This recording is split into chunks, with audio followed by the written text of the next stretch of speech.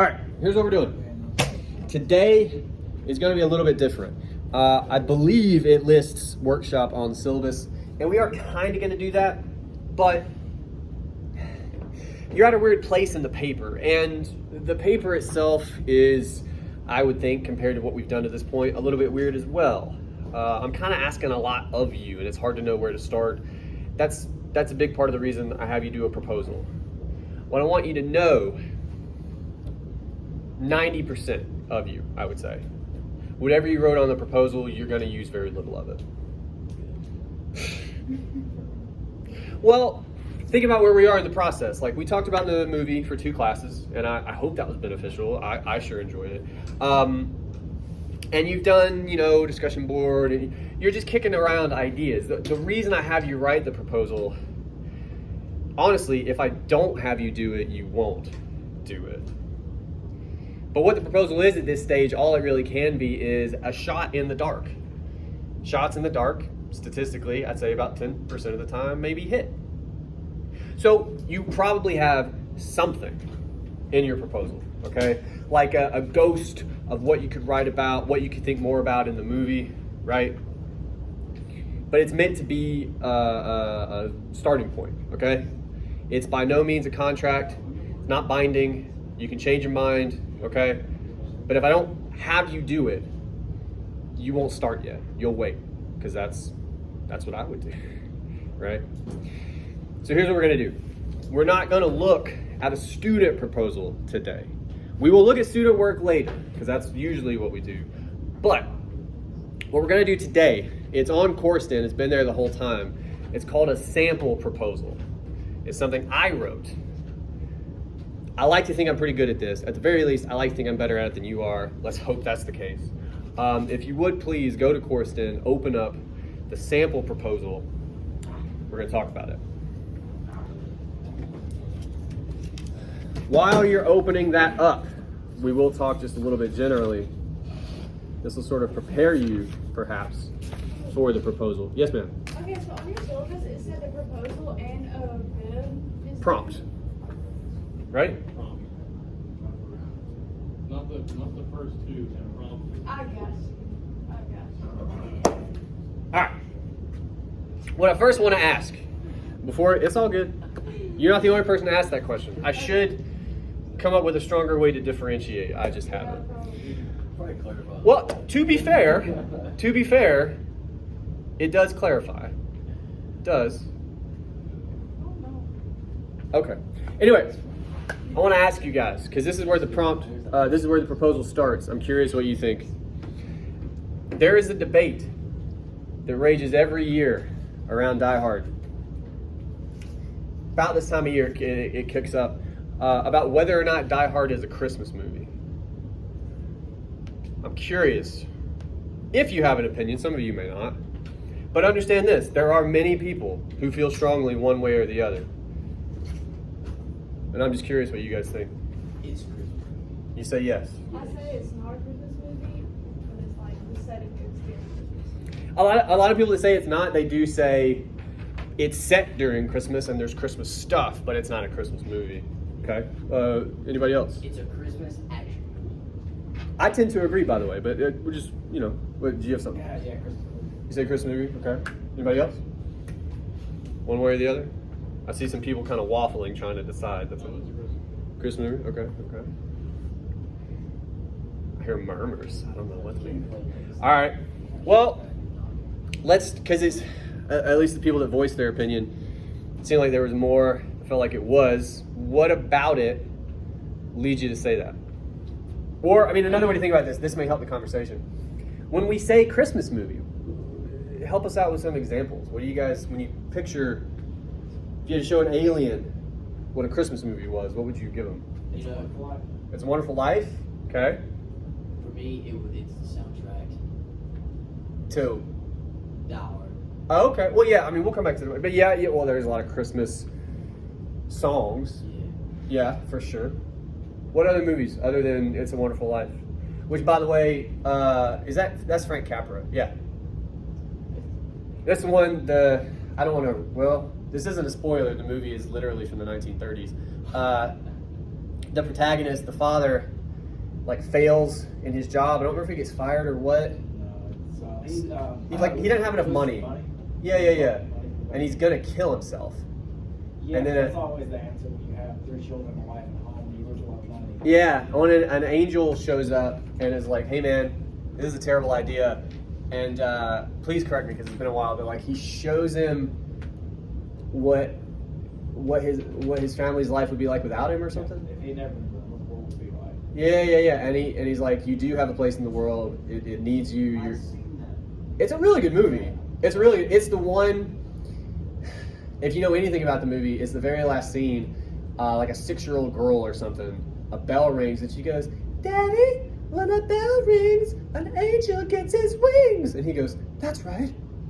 That's right." And you're like, it was the angel from before getting his wings. Like, oh shit. Yeah. Really good movie, by the way. That all sounds cheesy. I don't do a great job. It's a really good movie. But yeah, kind of classic. It's very good. Classic Christmas movie. What about it is classic? And this may help us come up with a few other examples. Well, I mean, we got the setting, right? first and foremost, it does take place. Yeah. Well, at one point in the movie, it takes place around Christmas. Yeah, I mean, a good chunk of it. And then the second thing is the values it teaches. Talk about those for a second, if you could. So the main thing is family's the most important thing. Yeah. That's what he learns. And if he kills himself, it's probably going to do horrible things to that family. Yeah, everyone was way worse off than like literally everybody. Yeah. So you bring the dad back into the fold, you know, good. There's also, weirdly, and this is easy to miss sometimes with a movie like that because it's dealing with some pretty heavy fucking themes, right? Like you're not 20 minutes into the movie when the dad's not trying to kill himself, right? Like That's what it starts. they start this Christmas movie with a bang, and not like he's gonna jump off a fucking bridge. Like it's horrific.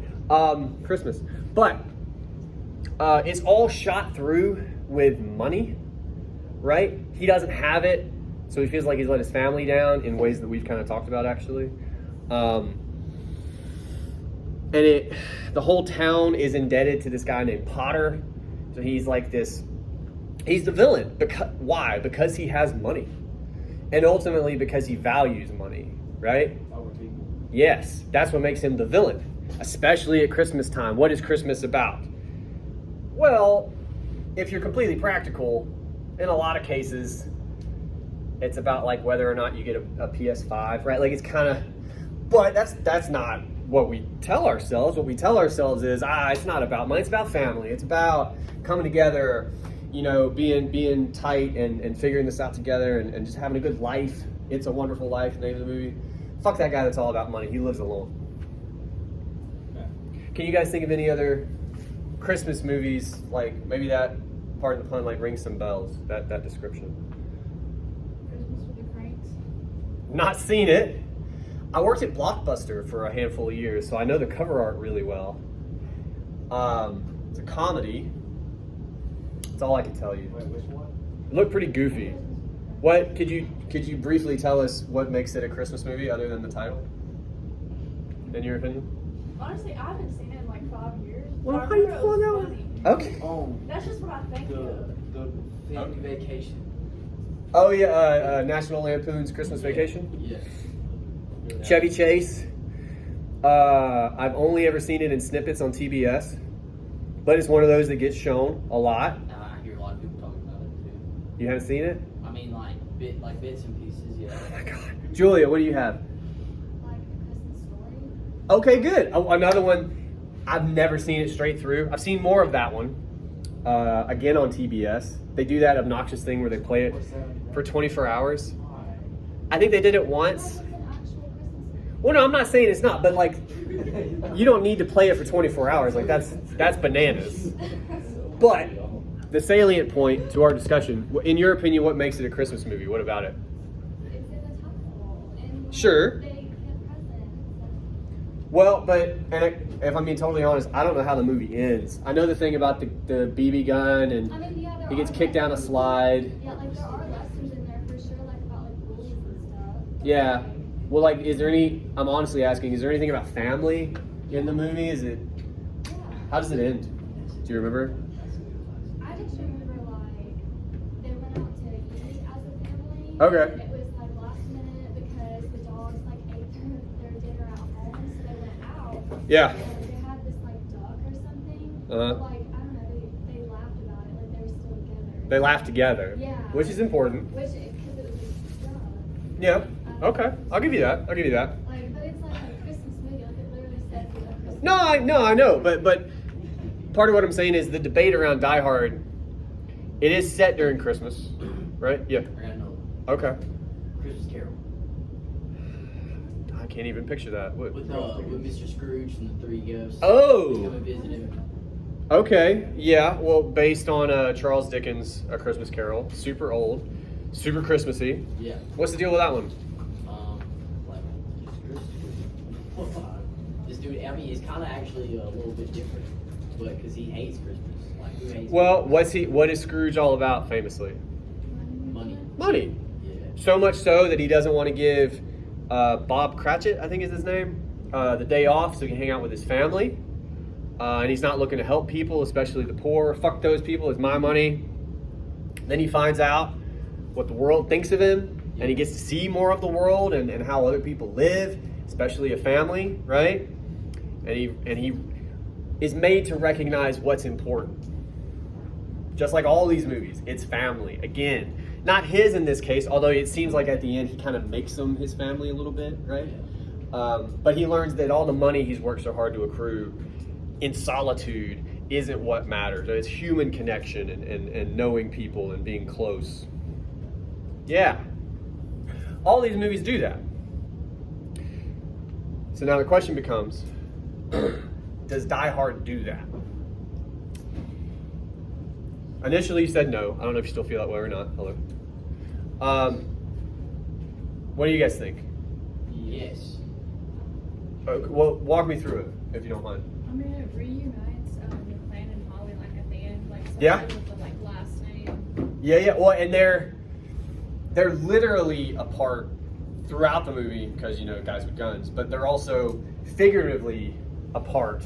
Like even when they're in the same room together, they're not together, right? Like whenever Holly goes up to Hoover, is it Mhm. to do like a claim or whatever, and she does that little look at the picture frame that she slammed at Yeah. earlier in the movie. Yeah. And then like throughout the movie, whenever you see Holly, she's like, she gives you that sense of, oh, I know it's like John is like. Yeah. Well, and also you think about what does Hans finally get them with? It's when he realizes they're a family. He tries to take advantage of it, right? And of course, you could argue in that final scene, involving Holly in her own rescue, they're operating as a couple, as a partnership, right? To trump this Scrooge figure who's only there to get money, right? And then you see like parts of the movie whenever like he's talking to the police officer and he brings up his kids, or like at the beginning whenever they just got into that fight and he pulls out his wallet with pictures of his kids. Yeah. Well, you learn too, Al, his partner on the outside, is about to be a dad, so he gets it more than the douchebag deputy, whatever the fuck his name is, right? Like, for real, like, so much of the movie, I would argue, is signposting, again, what matters, what's important, who can you trust in the film. All the people that are single, basically, seem to be jerks. And all the people we need to trust are parts of a family or are about to be, and they get it. They know what matters, and so their heart's in the right place, essentially. And that's how the movie ends. Where are they riding off in the limo? They're going home together to see their kids on Christmas. Well done for any money, that's all. And the money is fucking literally on fire. Yeah, Would you nosebleed? for sure. Could we also argue that it's a Christmas film because of the like, yeah, it's not set up because there's more violence and action towards it, but what about like those other films that are made like that because people don't really like the mushy stuff? Well, so now you're getting at, and here's the real crux of whether or not it's a Christmas movie. The reason people say it's not, it's a good reason, is all the people getting killed. That's hard, you know? Picture any Christmas movie we brought up, A Christmas Story. He gets the BB gun, he blows his dad's head off somehow. Like, now all of a sudden it's not as Christmassy, you know? It's kind of fucking, it's a horror movie. We literally strangle a dude at one point, you know, on camera. Like there's some rough stuff in Die Hard. I would argue. So, for instance, the Frank Capra "It's a Wonderful Life" is from the 30s. That is made by and for people in the 1930s. Those are different people. Some of those people don't even know what a TV is. They're like, those are different people from us. And so their values, at least on the surface, are different. You fast forward to something like 1988, maybe they like their guns and explosions and the occasional boob. Because there's a couple of those in the movie too, right? Like so part of what I'm saying is, I think it's a Christmas movie for 1988 action audiences, right? In the same way that we make Christmas movies every year, whatever they're coming out with this year, like if you drill down into it, it would say something about us now because it's made by and for us. Same thing with this film. You guys did such good work. I don't know if we have to look at the proposal now, to be honest with you.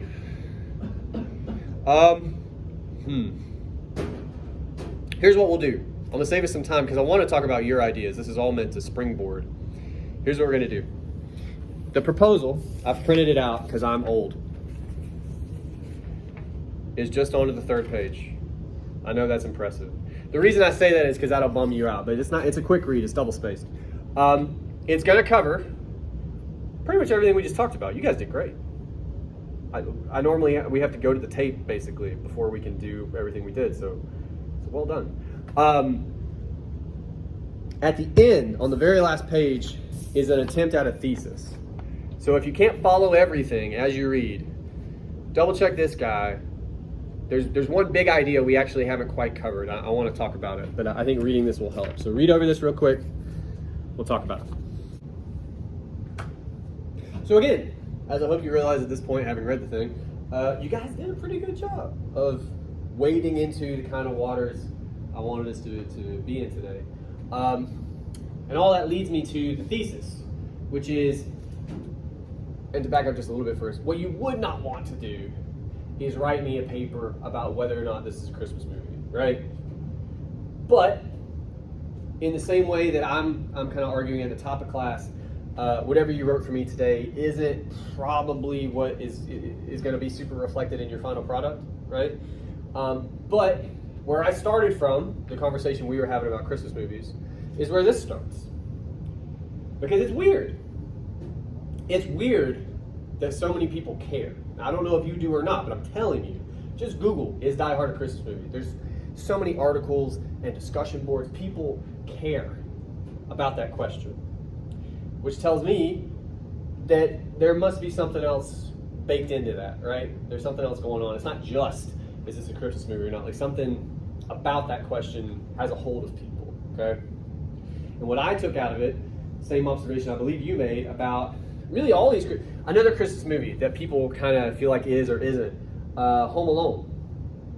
Some people say it is a Christmas movie. Other people are like, he just tortures two burglars for like an hour. I don't know.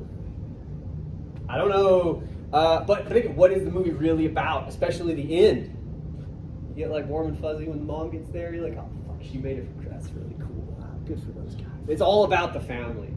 And you got weirdness before that because it's in the 90s, which is when I grew up and it was insane. So it's a 90s Christmas movie. But the themes never really change. So in this case, if it's about family, now I'm thinking about how family works in Die Hard. That's pretty easy.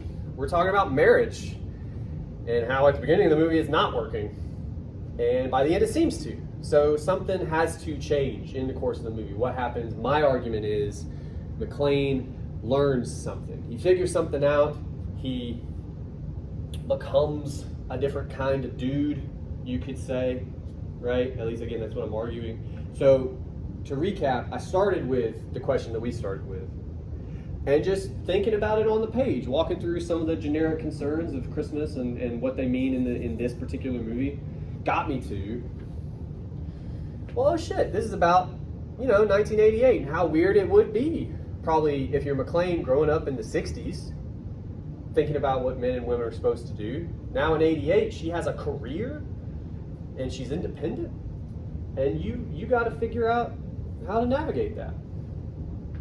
So the movie is about marriage roles and updating them and trying to figure out how to live alongside, work with like a modern woman is what masculinity has to do in this movie, according to my argument. Do you guys have thoughts on any of that? Because we talked about everything except for that marriage bit, although we have talked about it before today. I'm curious what you think. Because again, you'll find articles where people say this movie does just the opposite. Like she takes back his name at the end, right? So he takes back ownership. She gives up her power. What do you guys think? No, because he kind of met her halfway by saying this is generic. She's like, oh, well, since you're willing to acknowledge it, I'll go by the plan. If he hadn't done that, then maybe she would have, Yeah. They kind of met in the middle, in a way. Well, see, that's kind of how I feel. Which is interesting because now we're supposing, again, here in 1988, it's not a question of who has power. It's a question of how can we share it? How can we be more equal? And that would be a harder thing to figure out. Because usually somebody's going to be, on top, depending on whatever context. Yeah. Oh, I that. don't know. I just still don't think it's a Christmas movie. Like, I understand all your points, all the points you made. I just don't feel like it's a Christmas movie. Because, like, that's such a typical movie. Like, oh, it sucks at the beginning. You have all this happen. At the end of the movie, wow, we're family again.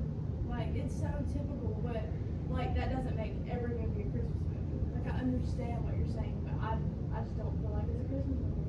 Well, I would argue it's a typical Christmas movie. Not all movies go like this, especially for this time period. But again, it's not just that it's a family apart and then a family together at the end. It's what they're up against. They're up against Hans, who we find out is basically a terrorist. But really what he is, think about the suit, how he carries himself, how he talks, how organized he is. He's a corporate raider. He is just capitalism, right? He clearly doesn't value people, at least not when compared to money. Think about Takagi and how full of cranberry juice he was, right? And Ellis. Put down the gun, this is radio. Yeah. So it's like, again, the way I would put it, whether or not you think it's a Christmas movie, honestly, is secondary. What matters is, when it comes to our paper, these are the stories we choose to tell ourselves about ourselves, okay? What I mean by that is, again, the Christmas movie thing is secondary. It's just an end, okay? When it comes to my thesis, I don't know that that's practically accurate. Like, I don't know if in 1988 or even in 2022, if we live in a world where everybody's just equal, or at least trying to be. I don't know if that's quite accurate. But movies aren't quite accurate. I don't know if you're aware of that.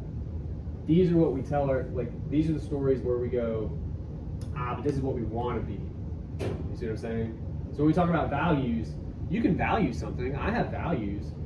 I go against those fucking things all the time. Especially when I was your age. So that's what we're doing. So again, the Christmas thing, you can set it aside. I happen to disagree. But what's also funny is the people in your camp. There's a lot of them. It's one of those weird debates you can never sway anybody on. You either think it is or you don't, and there's no convincing anybody. It's wild. Do you also, I'm just curious now, do you also think Home Alone's not a Christmas movie? Because they're weirdly similar. Honestly, I don't know. Like, I've never really thought about it because Okay. everybody's just like, yeah, Home Alone's a Christmas movie. So Well, I've 'cause- never had my own opinion about it. Whatever, Kevin is his name. Yeah. McAllister. Ooh. I've seen that movie at least 50 million times. It came out when I was like his age, basically. So I am the target demographic. He's basically John McClane if John McClane were 8. Right? Trapped in a house. I gotta use my wits and paint cans because I grew up on, Bugs Bunny. So anyway. All right. I say all that to say, this is the kind of argument we want to try to make about the movie. And so one option you would have is family construction, marriage, gender roles, these sorts of things. And we've kicked these around to this point.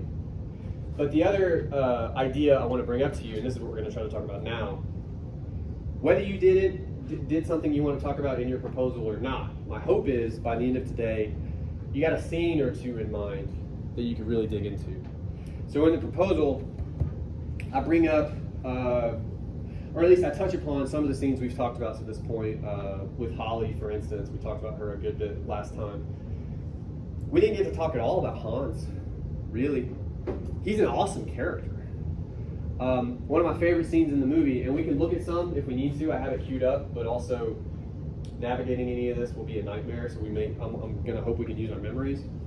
If you remember, one of my favorite scenes in the movie is when they open the vault, finally. And again, you haven't seen it as many times as I have, but when it opens, out of nowhere, this wind comes up and is kicking up Hans's hair. They're inside. Where is this wind? And the Ode to Joy starts up, which is a classic kind of Christmas, but it's also Ode to Joy because it's all about the Savior and stuff. It's all about God. But that's playing as Hans sees all this money, so it's pretty clearly suggesting this is what he worships, right? Like this is his. Moments like that, though, in the movie, like you could at least write a body paragraph about that. You know what I mean? And so I'm just considering it's not the verb I want.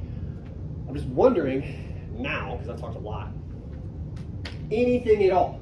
It can be related to this. It can also be completely unrelated.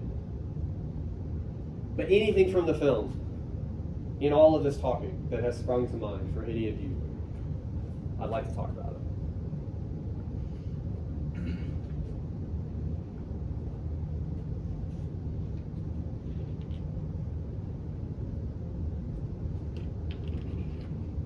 Worst case scenario. Is there something that you either wrote about in your proposal or you're thinking about, at the very least, that you're not sure about, or you have questions about, or you have thoughts about? I got you. The ending scene with Hans, Holly, and McQueen.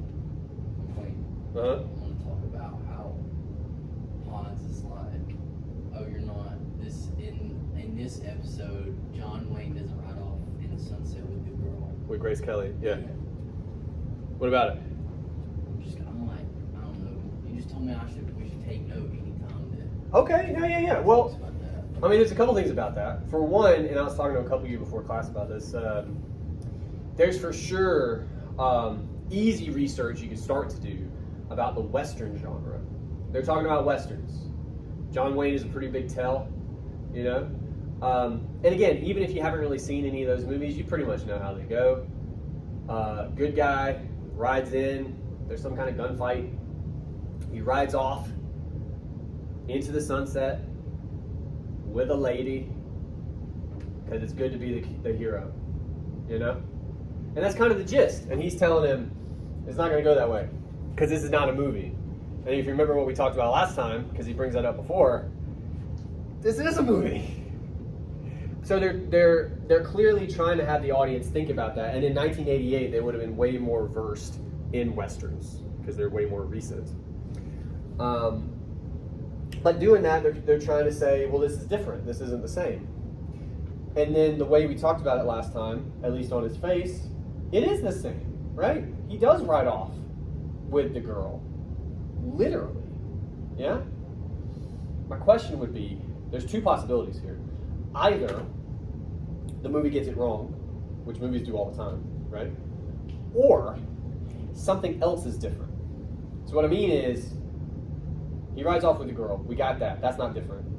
Is there anything else that might set the end of the movie apart from how those Westerns end? And again, if you haven't seen those, they're very fairy tale, very storybook usually in how they go. He's like really beat up.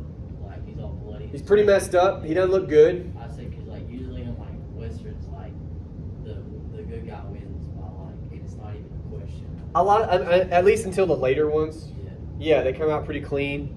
And that's kind of the beauty of the old school. I just lost it. It's a gunfight, but it's where they like draw showdown. Is that what I'm looking for? You know what I'm saying? It's like really built. Duel. Yeah. But yeah, it's one shot, and the bad guy gets it, and the good guy's like, still look good. No, because this isn't that. This is a lot of running around and in air vents and bloody feet. Yeah, Ripping glass out your feet. yeah. So the hero takes real damage. Would be one. He actually has like an arc. What do you mean by that? A character arc. Like in Clint Eastwood movies, he may say 2 words and then all right, the movie's over. We need to see more of a character development with Bruce Willis's character. Well, and I would say development, also emotions. One really good scene we didn't get to talk about is when he's on the walkie-talkie with Al, and he kind of low-key breaks down a little bit, right? Oh, is that when he's pulling the glass out of his feet? Pulling the glass out of his feet. Yeah. Do you guys remember the kind of things he says to Al? Yeah, he's like, if I don't like, whenever you see my wife, tell her this, this, and this. Why is he saying that? Because he thinks he's about to die. He just ran through glass. Dudes are shooting machine guns at him. And there's way more hit them than him. And he's bleeding bad. Yeah, and it's not looking good, Yeah. odds-wise. Yeah. So, I would also say, Doesn't seem. Yeah, St. Teddy was also coming off kind of a high because he just got the drop on Hans. Like, oh, you think I'm stupid, Hans? I'm about to give you a gun. yeah, and then it still didn't go well. Complete reversal. Yeah. And now I'm pulling glass on my feet. 2 minutes What- of life, like, So to continue that thought, in those more standard movies, westerns, you know, you get the drop on the bad guy, is probably it, right? But yeah, they flip it. You think he's got him, he's like, oh, he knew the whole time, ha ha ha, and then he almost dies. like you were saying. Yeah. So we keep coming back to, and I say real, I almost put it in quotation marks, like realistic at least, because it is still a movie, and there are still a couple moments in the film that are pretty out there. We talked about last time. The fire hose jumping off the top of the building is one. The fingertip ledge grab, Spider-Man style, is another. But I would say that those are the exceptions rather than the rule, right, in the movie. 90% of the movie is more like he's pretty fucked up by the end. He does have an arc where a lot of the other guys seem to be super stoic, like your Clint Eastwood, or at the very least, I'm gonna do what's right because that's what's right.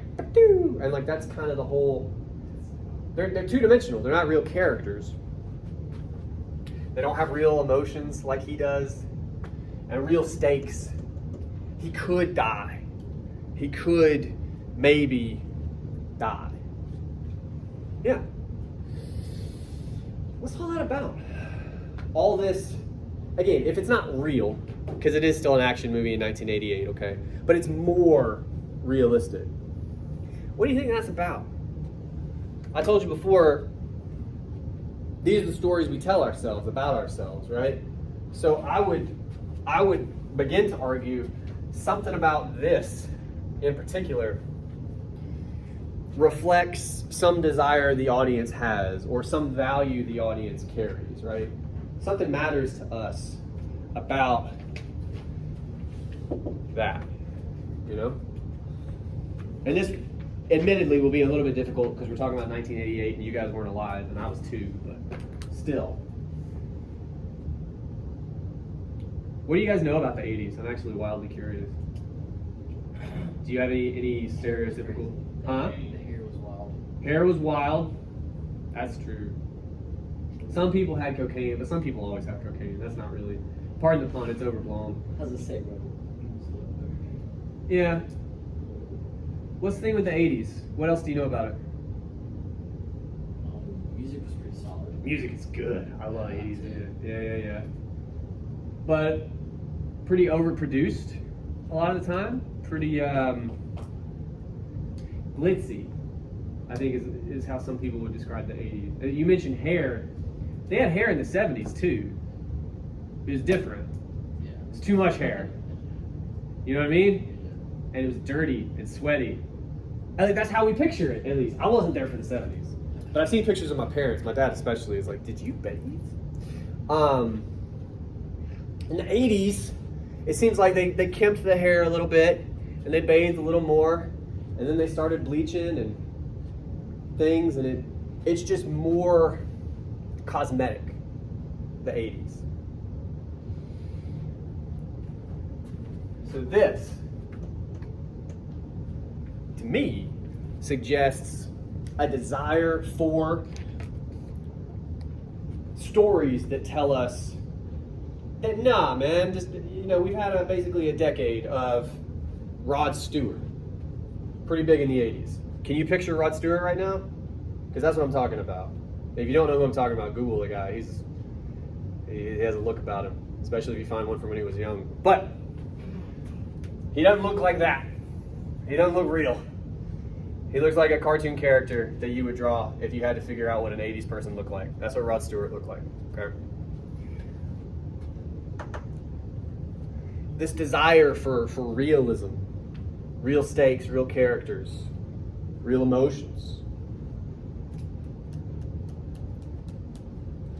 We'll just try. It's okay if we don't do well. What do you think that might suggest about audiences, about the society, that made this movie in 1988? They wanted to, I guess you could say they just wanted to make it more realistic, maybe. But why? Just because, I don't know, that's a good question. Look, we're just kicking stuff around. Yes, ma'am. Not like super relatable, but kind of relatable in a way. Okay. Like, yeah, we're not gonna believe to death like him, but like they want us to understand. Understand what? Like understand what he's going In terms of, I think I know what you mean, but I don't want to be wrong about what you mean. Understand. Like when you say what he's going through, what can you describe it for us? through. Like being the hero. I don't know, Okay. like, I don't know how to put it. Well, no, I mean that's an interesting start. This question of, because all this applies to McClane and what we were saying before, how it differentiates him from a John Wayne or a Gary Cooper, which he brings up too. And they're also heroes, but they are, by our measure, less realistic. Okay, so maybe all of that is under this umbrella. We'll get there. What's a hero in a movie? Let's start there. The guy that saves the day. Saves the day, protagonist, main character. Yes, ma'am. Like he's not shaken up too much. Like he's Sometimes. Well, I mean, I would say it depends on the era. If you're thinking more traditionally, then yeah. But if you're thinking Die Hard, we talked about, or even, because understand too, all the movies we're talking about, Die Hard specifically, is built off of movies in the 70s and 60s. Well, the movies you guys watch now are built off of movies like Die Hard. Like it's a trajectory. And I would argue our big thing now isn't just heroes that are emotionally, fragile or whatever, but they're flawed. We're big on flawed heroes, right? You think of, I always go to the Avengers because I just assume most of you have seen it, but like Iron Man's kind of a dick, right? That's his flaw, is that he's kind of a dick. Captain America is too clean, right? Too trusting. Like no one, because we all have flaws too. Like, and we want that reflected in our heroes. That says something about us. Yeah. Like it makes the heroes more relatable for us. So like it's almost like we can be our own heroes in a way. 'Cause, like they're flawed just like we are, kind of. Well, and I'm wondering if that doesn't start with a movie like this. Yeah, by having a realistic hero. Because he's also pretty flawed too, especially first 30 minutes in the movie. Unforced error with Holly in her office when she's like, I missed you. And it's like, you just shut your mouth, dude, and you're good. Remember why you flew over here? And he's like, nah, I'm going to insult her real quick. Like, yeah. I would say like a lot of the things, like stuff he does and like says, would like that's something that like somebody would really say and do. Oh, It's yeah. not too far fetched from like reality. My parents aren't together anymore. My dad would say that shit. Yeah, for real. Can relate, but you kind of came to the, can attain, right? And you'll see this a little bit too. I'll give you the language. So I want you guys thinking about possible things you could look up. One is the Western genre, which this movie is very into. I brought up marriage and or gender roles, which for sure will come up too. And you guys are bringing up one word, how John McClane is often described as an everyman. He's just a dude. He's like kind of in shape, but he's not, especially for the 80s, jacked. He's not even close to like your Arnold Schwarzenegger, Sylvester Stallone, those people. Not even close. No one remembers this because we know him for like Die Hard and stuff now. He was kind of famous when he got cast in the movie. He was in a TV comedy. He was a comedic actor. He was funny. And now this funny guy is gonna go save people, right? Like, it's strange. We're very close to an argument. We gotta think about this. But first I want to remind you, when you're very close to an argument, you guys will normally clam up because there is almost never one right answer. There are wrong answers. Don't misunderstand me. But there's no one right answer. You have all kinds of possibilities here for why, at the end of the 80s, we have a hero, and we're going to have more after this movie, that people can relate to. People even maybe feel like this sort of thing is possible for them in a way, you know? So we got to think about why that is. We have to theorize. Part of one way we could do it, we can still think more about what a hero is. We kind of stopped pretty quickly. He's the protagonist, he saves people. What else is a hero? Like a hero has to like overcome something. Yeah. I think like the best example is the old Mulan compared to the remake. Okay. The old Mulan, she had to overcome being a woman, like not being as strong as the In man. feudal China, Yeah, and which is she- probably pretty rough. Yeah. She was smart. She used like the bands to get along. Yeah. But in the new one, she's just born with chi, and she can do whatever she wants. She has powers. Yeah, she's like Oh. born with like a lot of chi, and at first she's like, oh, I'm not gonna do it, but then she starts doing everything. So she's like an X-Man. Yeah, she's born that way. So they completely stripped away what made Mulan. There's something pretty interesting there about, again, because that's the current one. The old one is from when I was a kid. Yeah, the old ones they did right. She overcame her. Well, but again, it's all those changes. I think are illustrative of changes we have here in 2022. Yeah, The people that made that are from the same society we are now, right? It's contemporary. So there's something about having powers, which is pretty big if you haven't noticed. Think of all the shows you watch, all the movies you watch. Everybody's got fucking powers. There's something about that. Yeah, It says something about it. I just think it strips away the original. Well, it could, but let's scale it back a little bit. So it's something to be. What's the word I want? To model yourself after, almost, is kind of what we're like. You could be like Mulan. You could try to overcome in a way, right? We overcome every day. Some of you are here right now. You don't want to be. You overcame whatever it was. Your Xbox or whatever. I know I did. I'm in the playoffs on Madden right now. I came here. I overcame. What season?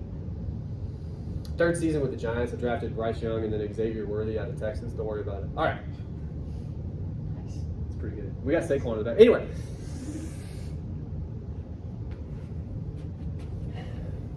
Why might an audience want to relate to its heroes? Want to think what its hero does is possible? Because Devil's Advocate would say, well, we watch heroes, like you're thinking about Greek myth at this point, fucking Hercules, people like that. Heroes are supposed to be stuff we can't do. They save us. If you're the one being saved, what does that say about you? You're not the hero. Thank you.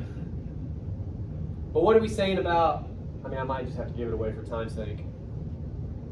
We talked a lot about power in this movie. A lot. And you could have that discussion here. Yeah? You could also have it here.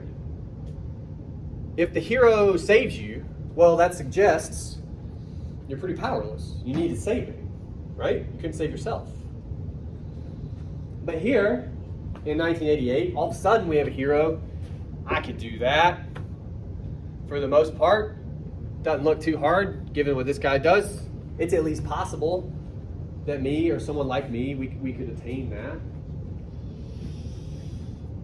What do you think that maybe says about those people who made that movie?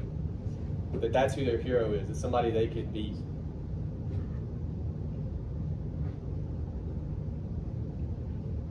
When it comes to power. Oh, yes, ma'am. Like, that we have power, that we Let's try that on. That these audiences in 1988, they feel powerful in some way, or at least more powerful. You know? Maybe. We would have to define like how or why, you know?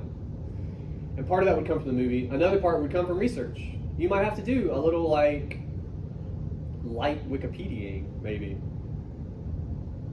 I'll help you out a bit. 1988, toward the end of the Cold War, pretty close to the end of the Cold War. Russia wasn't Russia at that time, it was the Soviet Union. It was us and them. We were the only superpowers. And they were kind of falling apart. We were pretty quickly becoming the only superpower. USA. We're pretty good. Fuck those guys. Remember Vietnam now? Because that was kind of they backed North Vietnam, we backed South Vietnam. We lost that, but we don't like that. You get a lot of movies in the 70s coming off of Vietnam. Do not end well. Hero does not look good. It gets linked to that. There's an argument to be made that we were feeling good. And our hero is a guy that we could be the hero.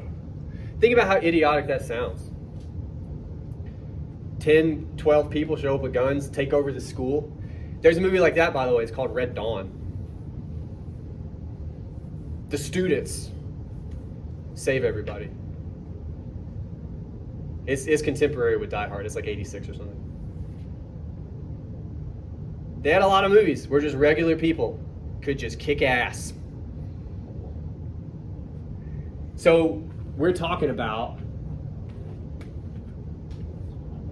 an overwhelming confidence on the part of the American public. If I was pressed, I'd do the same thing. That's one argument. And it comes down to power and assumptions about how much a person might have, right? Yeah, for sure. What time is it, by the way? I have no clock. I feel pretty powerless. 154. Let's do a couple more scenes if we could. I'm just curious. Anything that struck you guys? Anything at all?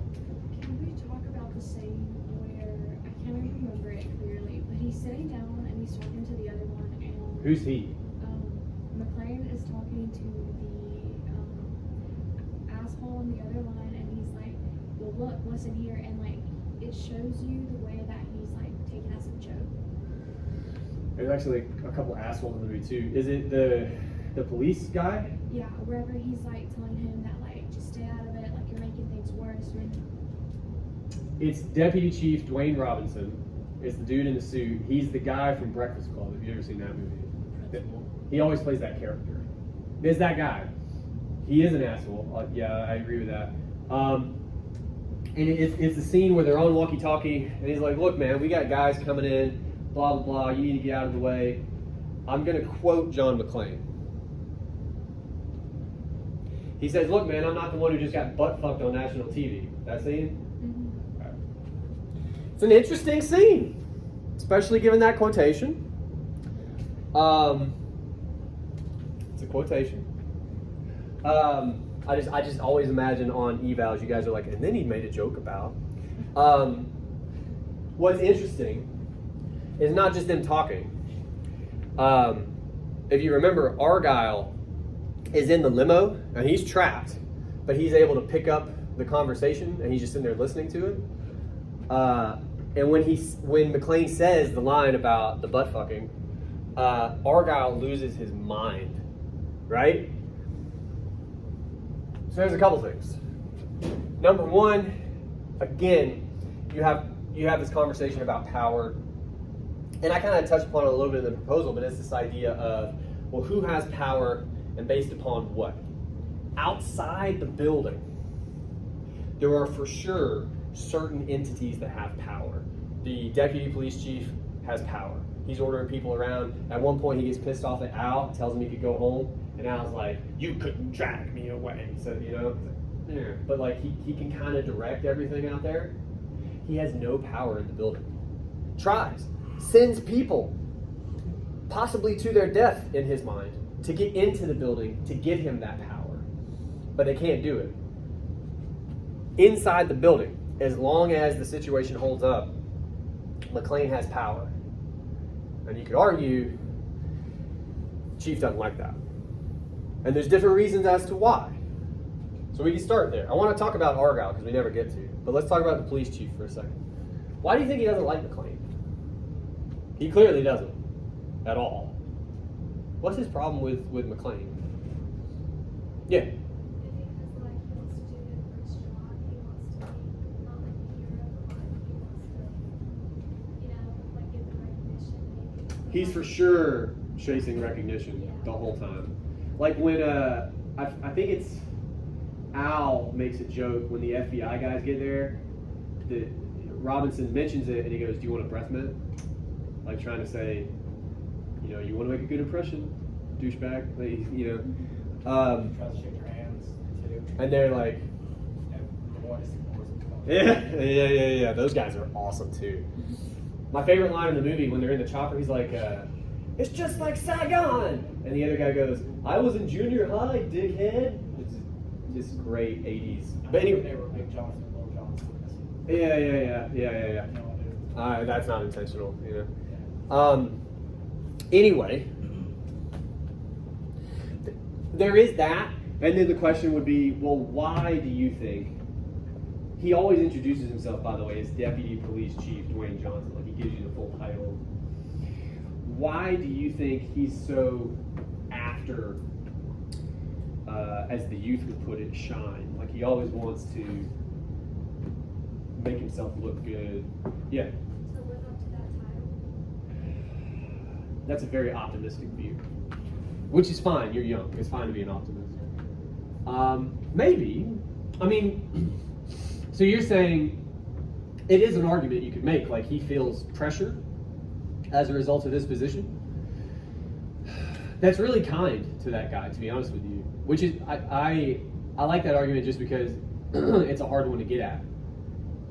Specifically because we hate him so much, right? Like you just called him the asshole, and I was like, "Do you mean this guy?" And we were all like, "Oh yeah, that guy. He is an asshole." Maybe. So you're saying the pressures he feels to begin with, as a result of his job, determines his behavior, which is in some way accurate. I would give you that. He has to please a lot of people. He has to direct a lot of people in, let's go ahead and say, a pretty hard situation. I wouldn't want to be in charge of like a hostage negotiation. As like, no, gets anyone else. What are you talking about? Yeah. To push on that a little bit, can you think of any other reasons he might, because there's other arguments we can make too. Can you think of any other reasons he might feel that pressure to behave the way he does, try to perform the way he does? Like the way he talks to people, the way he carries himself, you know what I mean?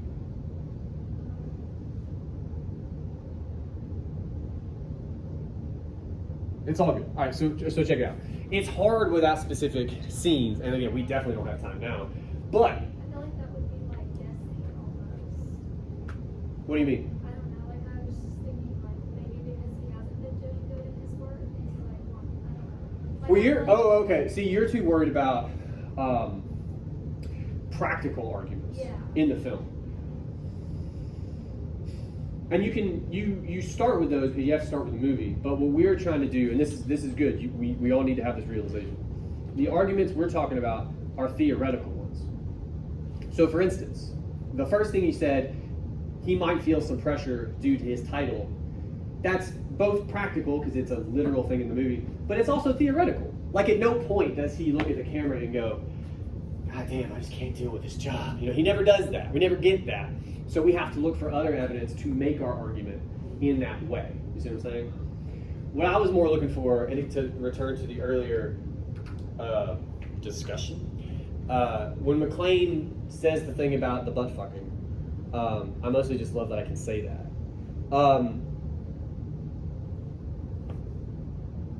We'll start with this. Why is that an insult? I think it's clear McClane means that as an insult. Well, back then, you know, it's like it's almost like it's a homosexual, like kind of derogatory thing, right? Yeah. So that's basically what trying to say, like, hey, it's like this just happened to you, metaphorically. Well, let's really dive into it. Unfortunately, a twinge of homophobic ness for sure, but to be more PC about McClane, more fair to McClane, maybe not. Think of it this way, and I mean this. You can make an argument here. I'm not just doing this to torture you. He says, I'm not the one who just got butt fucked on national TV or television. I don't remember which one, but I got the right language right, okay? That's what he says. Suppose, as a part of McClane's argument, he's not implying that Deputy Police Chief Dwayne Johnson is a homosexual. He's merely implying that he was fucked against his will. What's the deal with that? Why is that an insult? Apart from whether or not he's calling him gay. Because it's like stripping away your power. Yes. And we're back to that again. And look, he's not wrong. Does he put it in a way that in 2022 we may not? Yeah.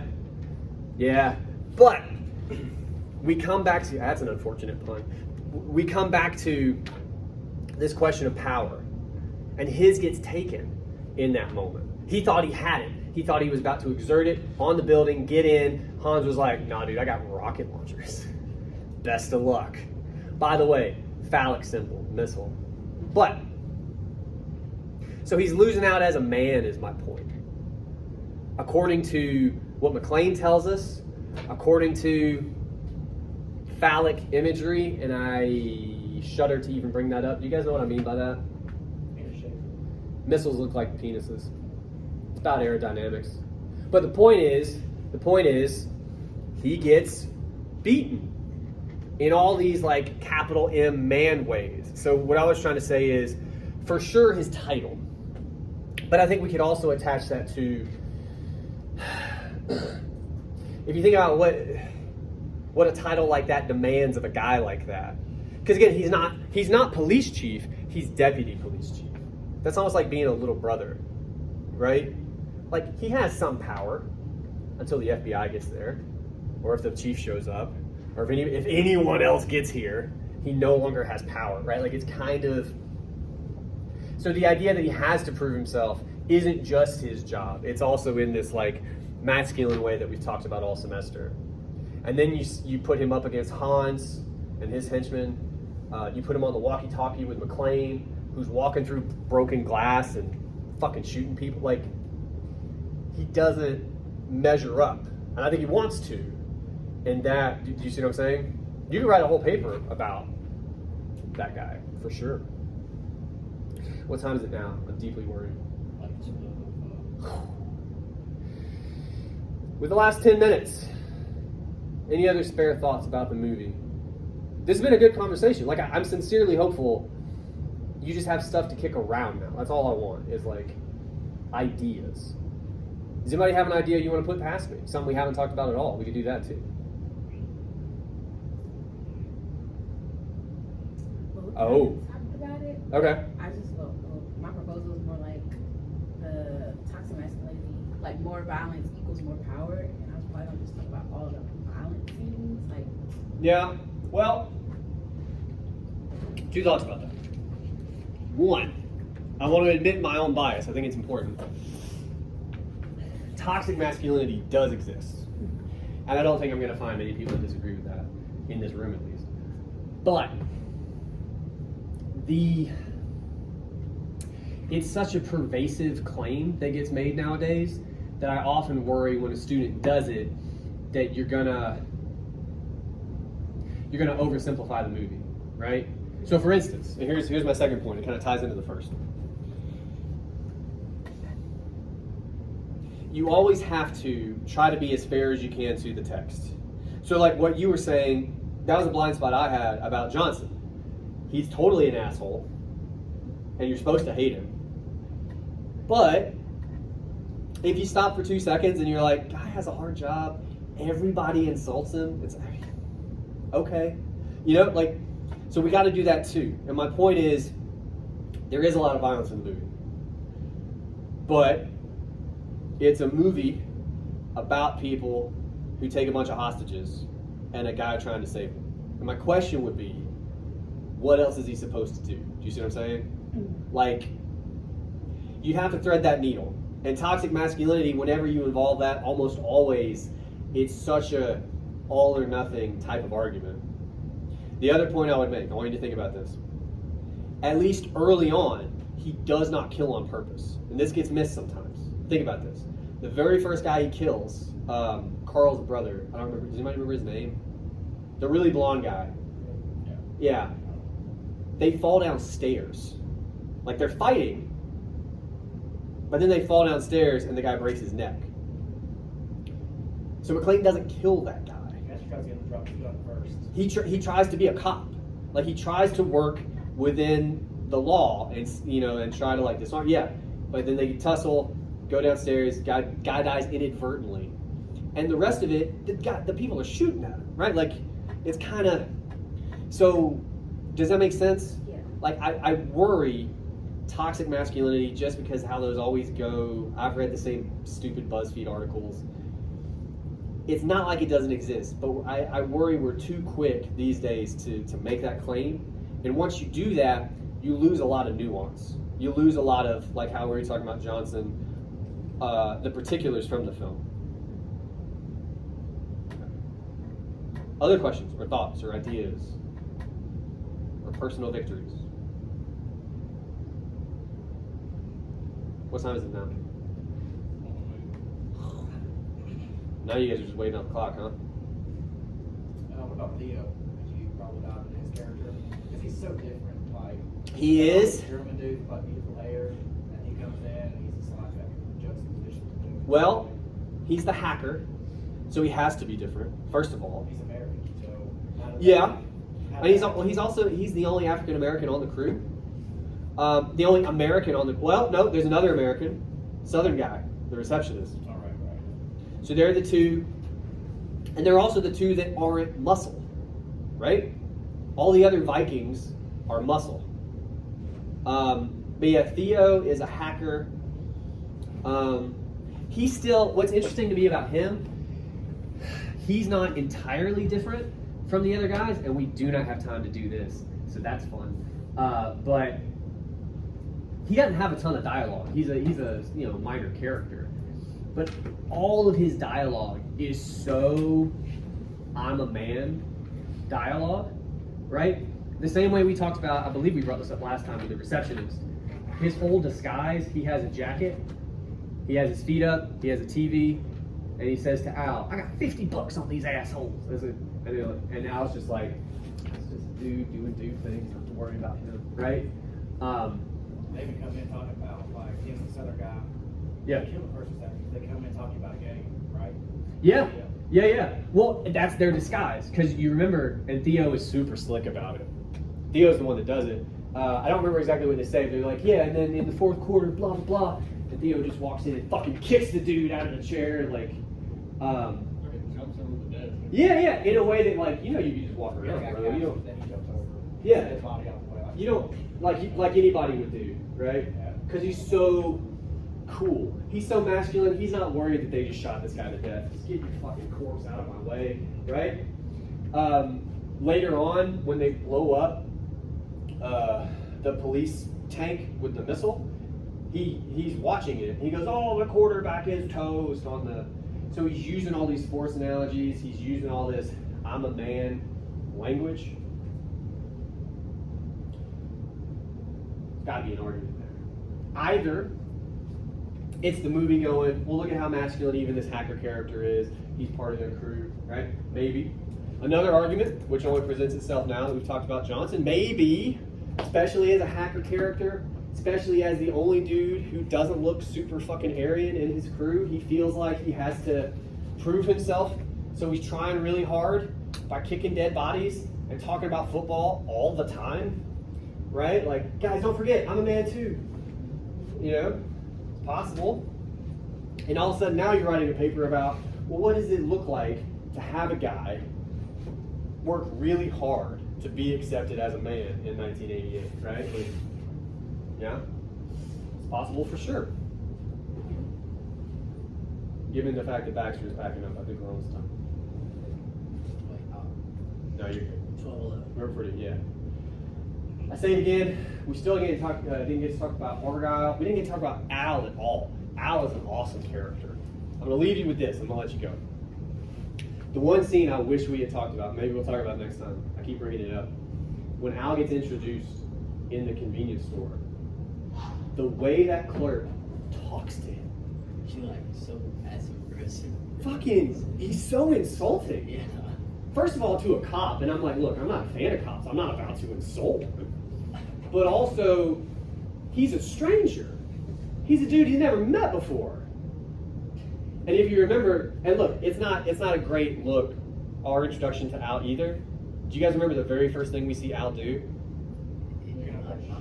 He clears out a shelf of like Little Debbie's or Yeah, something. that's what I thought. You're like- Was it honey buns? It's not, I mean, what? Yeah. You're like, that's not a good look. It's not a good look. But it's for his pregnant wife, isn't it? That's what he says. Yeah. And the clerk goes, yeah, Okay. sure. Yeah, okay. Yeah. Isn't he eating them in like another scene after that? He's eating some of them, but when you find out they are for his wife. But he also, to his credit, he was going home.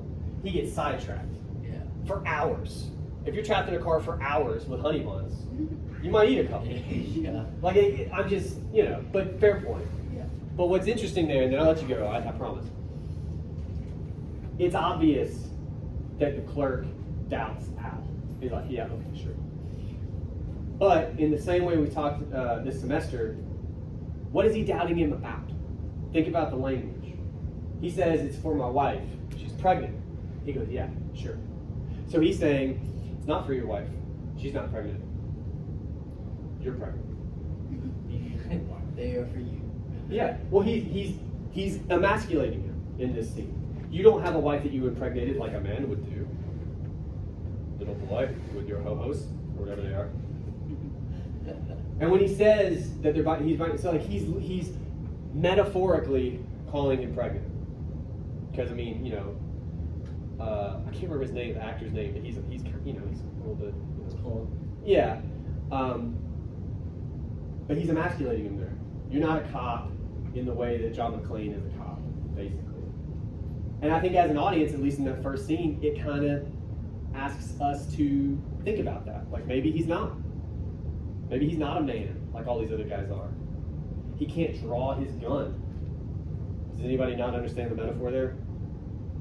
We talked about phallic imagery.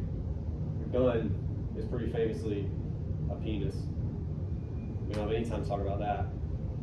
But what does he do in the end? He blows Thor away. Right? Yeah. He reclaims his masculinity. Oh yeah, because he's scared to draw his gun. But he can only do it to save a family. Now we're back to that conversation about what real men do. They won't draw their gun all the time, but when you have to, Well, he can do it. kind of. Yeah. His gun accidentally. Well, no, that was years ago. I'm just sorry. I told you I'd let you go. I'll let you go. That's a lot to think about. Next time. 2 bibs. This is a small menu. We talked about a lot. I'm telling you. Whatever big ideas you might be kicking around, and I hope that you are, that's what you need to research.